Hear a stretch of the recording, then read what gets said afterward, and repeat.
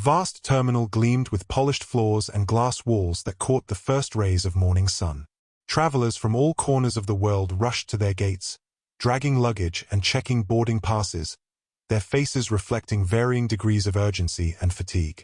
Among them walked a man who seemed unremarkable to the casual observer, Ibrahim Traore, dressed in simple dark jeans and a plain button-down shirt, carrying only a small backpack. No entourage, no security detail, nothing that would suggest he governed a nation. His movements were measured and deliberate, his eyes observant but guarded. He had mastered the art of blending in, of becoming invisible in a crowd while seeing everything around him. Ibrahim had just concluded 3 days of diplomatic meetings with European officials, discussing matters of sovereignty over Burkina Faso's gold mines and agricultural resources. The Europeans had arrived with their usual arsenal of economic advisors, lawyers, and corporate representatives, all working in concert to maintain the historic imbalance that had defined relations between Africa and Europe for centuries.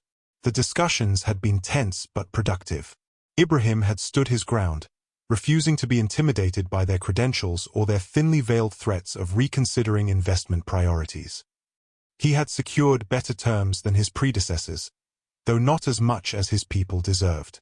Now, exhausted from the mental chess match of diplomacy, all he wanted was to return home without fanfare. Home to the red earth and golden sunlight of Burkina Faso, to the people who had placed their trust in him after years of corruption and foreign exploitation. Ibrahim paused at a cafe near his gate, ordering a simple black coffee. The barista barely looked at him as she took his euros, her eyes already seeking the next customer. He savored this anonymity, this rare freedom from the weight of constant recognition. In these moments, he could observe the world as it truly was, not as it presented itself to power. At Gate 23, the boarding process had begun. Business-class passengers were called first, men and women in tailored suits with expensive watches and practiced expressions of entitled boredom. Then families with young children, the parents harried and loaded with toys and snacks. Finally, economy passengers were summoned in groups. Ibrahim waited patiently until his zone was called. He presented his boarding pass to the attendant who barely glanced at him before waving him through. Ibrahim preferred it this way, to move through the world as an ordinary citizen, to see how people truly behaved when power was not visible. This practice had begun during his military days, this habit of observing unnoticed, and it had served him well as president. How people treated those they believed held no power revealed far more truth than any official meeting ever could. He made his way down the jet bridge, nodding politely to the flight attendants who greeted passengers at the door. Their smiles were practiced but tired, offering more warmth to the business-class passengers ahead of him than to those in economy. Ibrahim found his assigned place, an aisle seat in the middle section of the aircraft, seat 14C, and settled in, tucking his backpack beneath the seat in front of him. From his pocket, he pulled out a worn paperback about sustainable agricultural practices, a subject more relevant to his country's future than any luxury goods advertised in the duty-free catalogs. Around him, other passengers continued boarding, business people checking emails one last time before takeoff, families with children, tourists heading to West Africa with adventure in their eyes and sun hats in their carry-ons. To them, he was just another African man returning home, unworthy of a second glance. The cabin had nearly filled when the trouble began. 20 minutes before scheduled departure, a ripple of tension traveled through the aircraft. Flight attendants whispered urgently to each other, their professional composure momentarily fractured. Ibrahim observed this subtle shift while turning a page in his book, his military-trained senses alert to the change in atmosphere. A commotion erupted at the front of the cabin as a late passenger arrived, Michel Beaumont, CEO of Ressources Françaises, one of the largest mining corporations operating in West Africa. Ibrahim recognized him immediately from photographs and briefing dossiers. Beaumont's company had extracted billions in mineral wealth from the region while leaving behind environmental devastation and social unrest. He entered the aircraft like a man accustomed to parting crowds, his tailored Italian suit and monogrammed leather briefcase broadcasting his status more effectively than any announcement could. "I specifically requested a window seat." Beaumont's voice carried through the cabin, silencing conversations and turning heads. "This is unacceptable. Do you know who I am?" The flight attendant, Marianne, a tall woman with blonde hair pulled back tightly, materialized beside him with the practiced deference reserved for those deemed important. "Of course, Monsieur Beaumont," she said, her voice musical with apology. "There seems to have been a misunderstanding with your reservation. We are completely full today, but please allow me to resolve this for you." Ibrahim watched as Beaumont checked his Swiss watch impatiently, as if even the passage of time should defer to his schedule. The CEO's face carried the particular expression Ibrahim had seen countless times in negotiation rooms, the look of a man who had never been denied anything he demanded and could not conceive of starting now. "This is precisely why I avoid commercial flights," Beaumont continued, not bothering to lower his voice. "Our private jet is undergoing maintenance, or I wouldn't subject myself to this inefficiency." Several nearby passengers shifted uncomfortably, some exchanging glances of irritation, others carefully arranging their expressions into neutrality. No one spoke up. Ibrahim noted this silent compliance, this collective surrender to the performance of power, the very dynamic he had fought against his entire career. Marianne scanned the cabin with calculating eyes, her gaze skipping over elderly European couples, white businessmen, and families with small children. Ibrahim observed how her attention lingered exclusively on passengers with darker skin. When her gaze landed on him, something in her expression resolved, as if she had found the solution to her problem. She approached with a practiced smile that never reached her eyes. Ibrahim marked how she stood straighter when addressing Beaumont, how she now slightly stooped as if making herself smaller for this conversation. "Excuse me, sir," she said with artificial warmth, her French accent more pronounced than when she had greeted him upon boarding. "Would you mind moving to another seat? We have an important passenger who requires specific accommodations." Ibrahim closed his book slowly, using the motion to collect his thoughts. He had faced this precise moment in different forms throughout his life, first as a student, then as a soldier, now as a head of state traveling incognito. The moment when someone looked at his skin and decided his convenience, his dignity, was expendable. "My ticket is for this seat," he replied, his voice calm and measured, neither confrontational nor submissive. "Why am I being asked to move?" Marianne's smile tightened at the corners. "It would be a courtesy," she insisted, her tone now carrying an edge of impatience, as if his question was itself an unreasonable response. "Air France would be very grateful for your cooperation." Ibrahim felt other passengers watching this exchange. Some looked away awkwardly when he met their eyes, while others observed with undisguised curiosity. No one spoke up. The silence of bystanders weighed heavily in the recycled cabin air. "Why me specifically?" Ibrahim asked, maintaining his measured tone while holding Marianne's gaze steadily. "There are many passengers on this flight." Her smile faltered, the professional mask slipping for just a moment to reveal annoyance. "Sir, please don't make this difficult." Ibrahim felt all eyes on him now. The atmosphere in the cabin had shifted, charged with the uncomfortable electricity of public confrontation. He had experienced this before, being singled out, being expected to yield, to accommodate. The weight of historical inequity hung in the air, unspoken but palpable. In his younger days as a military officer, Ibrahim might have reacted with righteous anger. He remembered an incident from his 20s when a French official had addressed his commanding officer while pretending Ibrahim wasn't in the room. Then, his blood had burned hot with indignation. Years of leadership, however, had tempered that fire into something more controlled, more precise. He had learned that patience was often more powerful than immediate reaction, that strategy could accomplish what emotion could not. "I am comfortable in my assigned seat," he said simply, his deep voice carrying a natural authority that he carefully modulated to sound reasonable rather than challenging. "Perhaps you could ask other passengers." A middle-aged woman across the aisle shifted uncomfortably, clutching her handbag closer as if preparing to be asked next. Behind her, a European businessman suddenly became intensely interested in the safety card in his seat pocket. Ibrahim noted these reactions, filing them away in his mental catalogue of human behavior under pressure. Beaumont had approached now, his expensive cologne announcing his presence before he even entered Ibrahim's peripheral vision. He towered over Ibrahim's seated form, creating a deliberate physical dominance in the narrow confines of the aircraft cabin. "Is there a problem here?" he asked, his tone suggesting that the problem was obviously Ibrahim himself, an obstacle to be removed rather than a person to be respected. Ibrahim felt a flash of recognition, not of Beaumont personally, but of what he represented. During liberation struggles, during coups, during negotiations with multinational corporations, Ibrahim had faced this same expression countless times. The look of someone who believed that certain people existed only to accommodate others.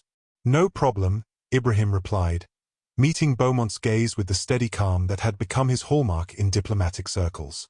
He neither lowered his eyes in deference nor raised his chin in challenge. He simply looked at Beaumont as an equal, a stance that often unsettled those who expected submission. "I was just explaining that I wish to remain in my assigned seat." A muscle twitched in Beaumont's jaw. His eyes narrowed slightly, unused to resistance from someone he had already categorized as inconsequential. He turned to Marianne with an expectant look, as if to say, "Handle this." Marianne's professional veneer had hardened into something closer to hostility, though still clothed in corporate politeness. "Sir, we can offer you compensation for the inconvenience," she said, her voice lowered as if offering a bribe rather than a service. "Perhaps a voucher for future travel." The implicit message was clear. Your dignity has a price. Name it. Ibrahim shook his head once, a small gesture that carried the weight of centuries. "That won't be necessary." A few rows ahead, a child turned around in her seat, watching the exchange with unfiltered curiosity. Her mother quickly pulled her back, whispering something in her ear. The girl's eyes remained wide, absorbing the scene. Learning, Ibrahim thought, about how the world worked, about who was expected to bend and who remained rigid. Beaumont's face flushed with the particular shade of red that came from unaccustomed opposition. "I don't have time for this," he said, his voice rising enough to draw more attention from surrounding passengers. "I have important meetings in Ouagadougou tomorrow. The future of several mining projects depends on me." The irony of the statement was not lost on Ibrahim. Just yesterday, he had reviewed the preliminary proposals for those very projects. Proposals that promised extravagant profits for ressources françaises while offering Burkina Faso a fraction of the true value of its minerals. Projects that required his own presidential approval. Approval that was increasingly unlikely given the exploitative terms he had scrutinized line by line in his Paris hotel room. Ibrahim allowed himself a moment of private amusement at the cosmic coincidence that had placed them in this metal tube hurtling through the sky, neither man aware of the other's true significance to their upcoming negotiations. He kept his expression neutral, however, merely nodding as if acknowledging the importance of Beaumont's schedule. The situation escalated when Marianne returned with the chief flight attendant, a stern-looking man in his 50s with prematurely silver hair and the bearing of someone accustomed to having his authority respected.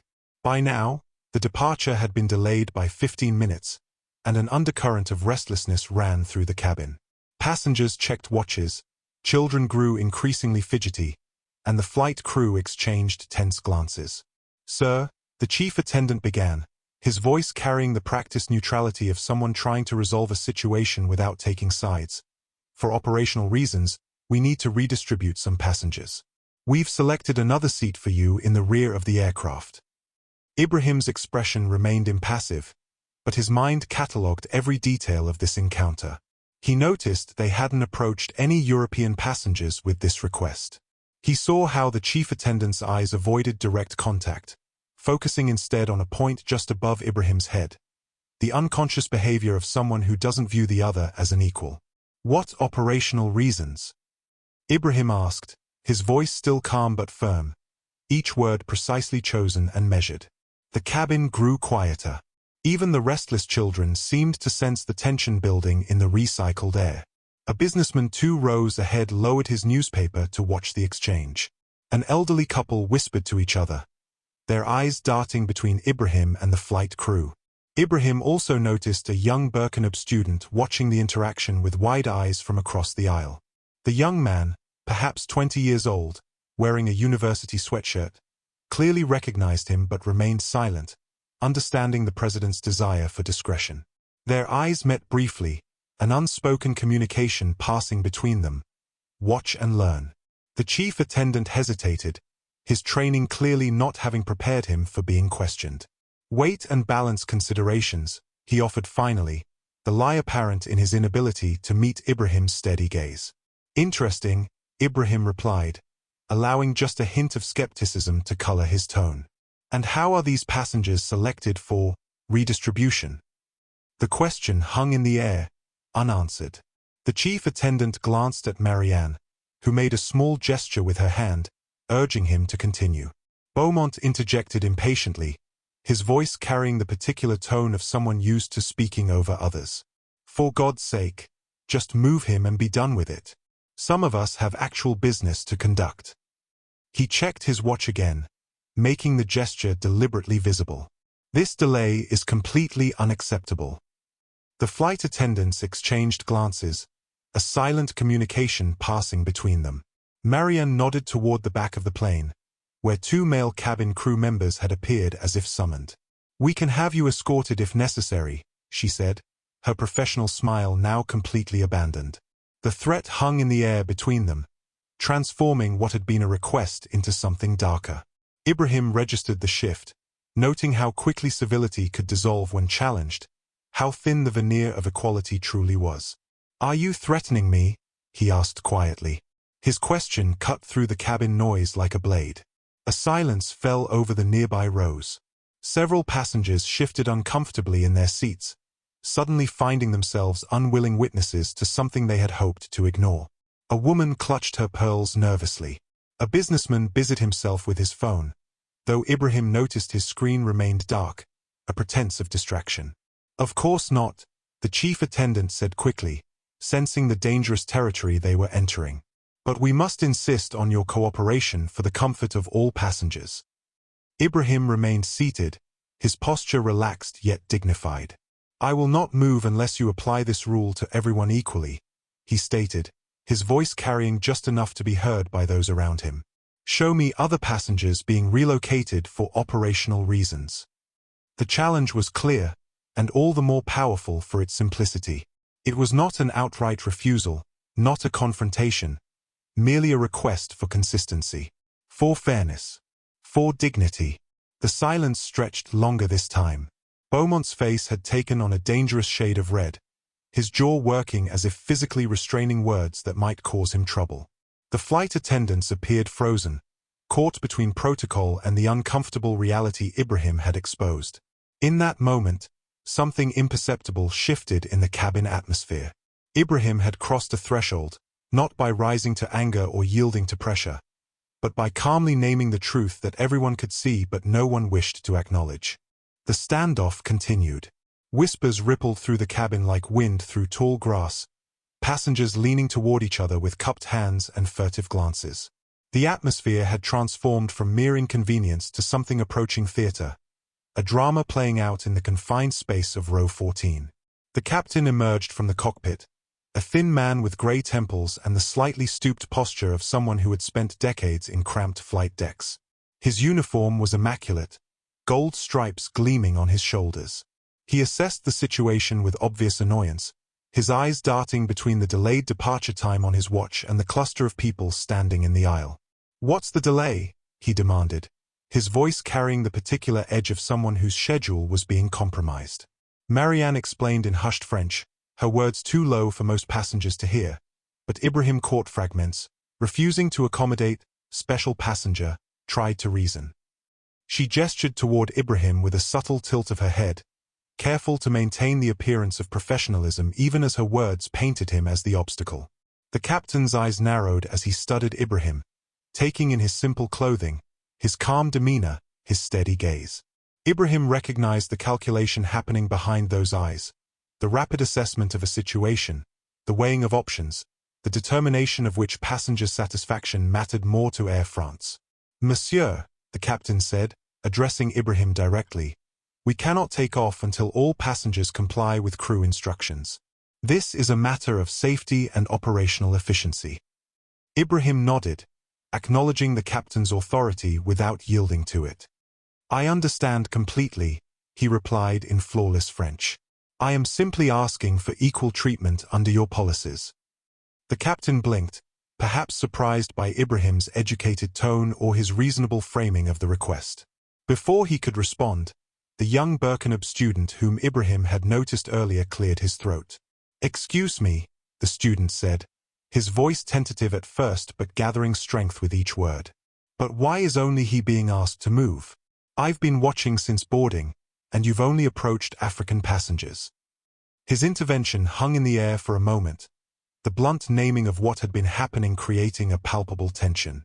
Several passengers looked away, uncomfortable with the explicit acknowledgement of the pattern. Others watched with renewed interest, waiting to see how the crew would respond to this direct challenge. An elderly white woman seated nearby, perhaps in her 70s with silver hair and pearls that spoke of old European wealth, unexpectedly added her voice to the discussion. "The young man has a point," she said, her British accent crisp and authoritative. "I'd be happy to change seats if it helps us depart on time." Her offer created a ripple effect. A middle-aged businessman lowered his financial newspaper. "I could move as well," he offered, though with less conviction than the elderly woman. Ibrahim remained silent, allowing these interventions to unfold without his direction. He had learned through years of leadership that sometimes the most powerful move was to create space for others to speak, to allow a collective realization to emerge rather than imposing his own authority. The captain looked flustered, his script disrupted by these unexpected allies. He glanced at the chief flight attendant, who gave an almost imperceptible shrug. Beaumont was growing increasingly agitated, his expensive leather shoes tapping an impatient rhythm on the cabin floor. "This is absurd," Beaumont snapped, his composure finally fracturing. "I know the ambassador personally. I have direct lines to ministers. This kind of treatment of important business partners is exactly why these countries remain underdeveloped." His words fell heavily in the cabin, exposing more than he had intended about his worldview. A few passengers winced at the naked condescension. The young student's eyes flashed with anger, but he remained seated, watching Ibrahim for cues on how to respond. Ibrahim remained silent, his expression unchanged, watching as Beaumont revealed more of his character with each passing moment. There was a strategic advantage in allowing an opponent to speak too much, to expose their thoughts when frustrated. It was a lesson Ibrahim had learned during Revolutionary Committee meetings, during military strategy sessions, during tense negotiations with foreign powers. Sometimes the most effective weapon was patience. "Perhaps," the captain suggested, trying to find a diplomatic solution, "Monsieur Beaumont could take the available seat instead, as a gesture of goodwill." The suggestion hung in the air, inverting the entire dynamic of the confrontation. Now it was Beaumont who was being asked to accommodate, to yield his privilege, to make room. Beaumont's face reddened further. "Absolutely not," he said, his voice rising. "I paid for premium service. My company's contracts bring millions into your country."